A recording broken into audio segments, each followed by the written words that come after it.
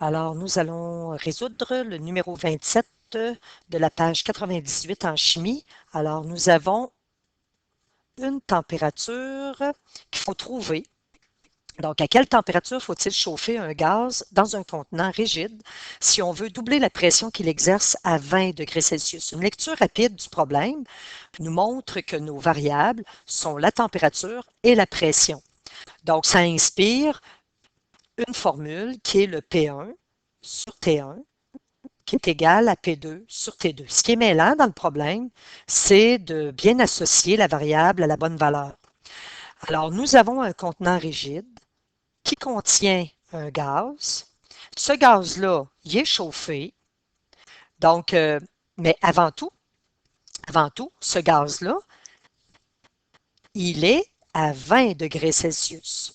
Donc, ça veut dire que une température environ, température de la pièce. Donc, ça veut dire que la première condition, le T1, c'est qu'il est à 20 degrés Celsius. À 20 degrés Celsius, les particules de gaz frappent le contenant à l'intérieur. Hein? Elles sont en mouvement, ces particules-là. Il y a donc une pression associée. On ne la connaît pas. Donc, on peut donner une valeur ou une variable, donc la pression. Dans cette condition première-là, on va l'appeler P1. On nous demande à quelle température faut-il chauffer. Donc, c'est notre deuxième condition parce qu'il va falloir chauffer notre système. Et on veut à ce moment-là, on veut que cette température-là puisse augmenter la pression, donc P2 va devenir le double de ce qu'elle était avant. Et avant, cette pression-là, on l'avait appelée P1.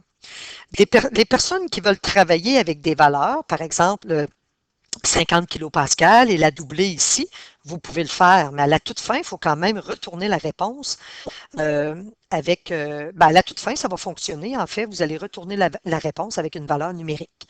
Alors, on voit bien dans P1 sur T1 égale P2 sur T2, il faut isoler T2.